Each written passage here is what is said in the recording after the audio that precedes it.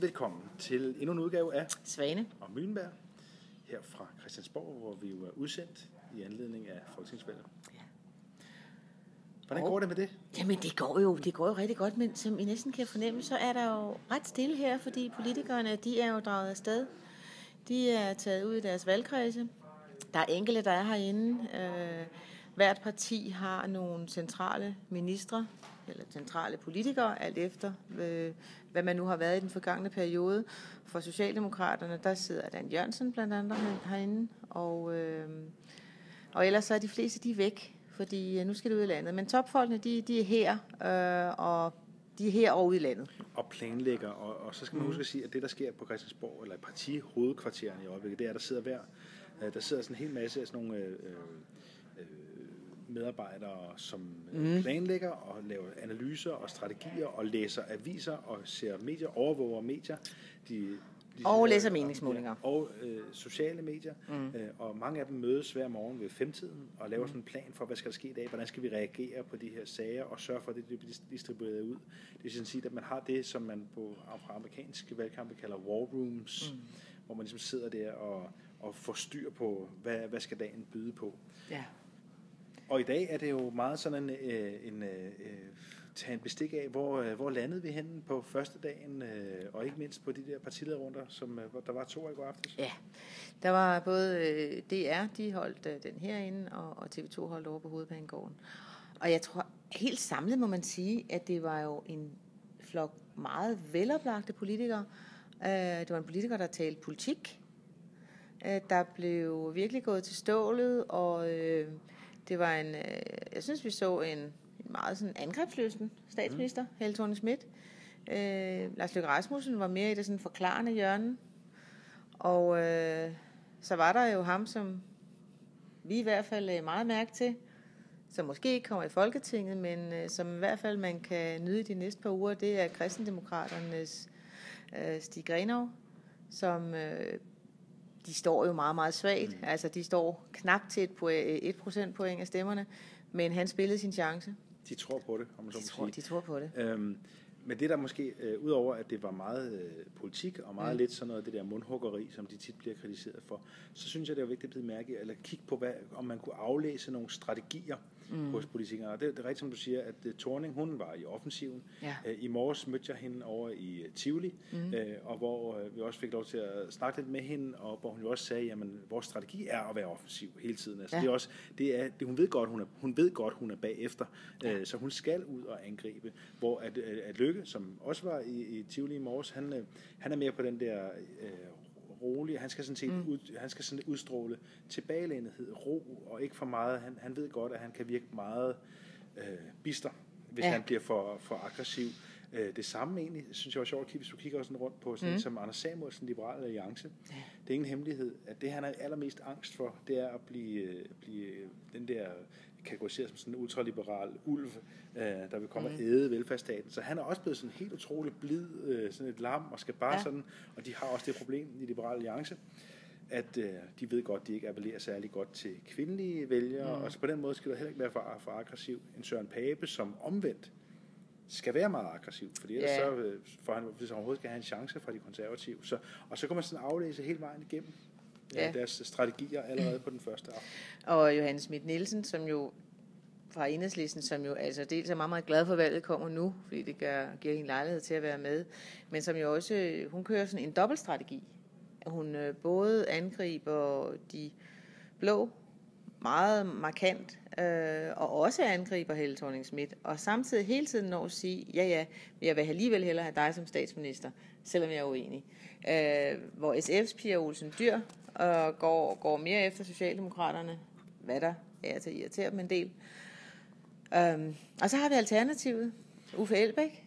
Ja, han har den ene strategi, at han skal udstråle, at han ikke har nogen strategi, for det at have en politisk strategi er sådan set imod alt det alternativet står for de skal jo være i modsætning til alle de andre, og det synes jeg, han klarede rigtig godt, fordi han stod og roste de blå partier og sagde, at han jo ville støtte de røde. Og så mangler vi en, og det er Morten Østergaard fra Det Radikale, som egentlig bare har den strategi at forsøge at være så saglig som muligt og trænge igennem som en person, som folk kan forholde sig til, hvor han har haft problemer med at manifestere sig som den der aftager til den meget, meget stærke Vestager. Så bruger han den her valgkamp til at sige, I skal lære mig at kende, og det I skal lære, det er, at jeg er radikal, altså old school radikal, altså saglig. Ja. Jeg synes faktisk, at vi i den her valgkamp ser, og jeg tror, vi kommer til at se det endnu mere, ser Morten Østergaard træde i karakter som nu er han partilederen. Han er ikke den, der sidder der, fordi Margrethe Vestager er taget til Bruxelles. Det var jo de radikale, der i meget, meget lang tid synes, det var så morsomt at kalde Lars Løkke Rasmussen for vikaren, dengang Anders Fogh kom til NATO. Jeg tror, det var Villy Søvndal, hvis nok der fandt på det. Men i radikal kredse, der synes de, det var altså virkelig tophumor.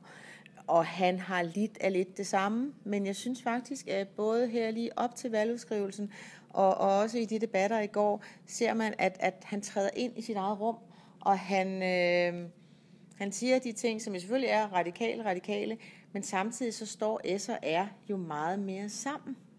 Det er jo ikke radikale, der taler nulvækst. Det kunne de som godt have fundet på, hvis de havde syntes, at det var det, pengene var til. Men de står tættere sammen på Thorning, og jeg tror, vi ser ham mere træde karakter i den her valgkamp. Og så har vi været igennem alle de der partiledere, og nu er det sådan set den næste fase af valgkampen går i gang, og det er jo den, der foregår alle mulige andre steder end her, og også med alle mulige andre aktører end partilederne, for heldigvis er der jo rigtig mange andre kandidater, og det er jo dem, det handler om. Der skal vælges 179, der skal ikke kun vælges partiledere, og det kører rundt derude, og så kan man kigge på, hvad er der så nogle sager, som sådan for alvor skinner igennem i de her dage, og der er den her meget besynderlige, lidt mærkelige sag, sagen om Panoramamanden, altså manden, som Lars Løkke nævnte i går på sit pressemøde, var ham, han ligesom tog model til, når han skulle kigge på, hvorfor at det ikke kunne betale sig at arbejde i dag. Han har været ude på en virksomhed et sted på Sjælland, og fået en historie om, at der var en mand, der havde sagt op, fordi det bedre kunne betale sig for ham at være på kontanthjælp. Problemet er lidt, har været for Løkke i dag, at den her mand, er der ikke nogen, der har kunne finde, og man har lidt så tvivl om, hvorvidt han overhovedet eksisterer, og 3F, som selvfølgelig er affilieret med Rød Blok, i en eller anden forstand, har været ude at sige, at det passer slet ikke, selvfølgelig kan det betale sig at arbejde, for den virksomhed, den pågældende virksomhed har overenskomst, og bla bla bla.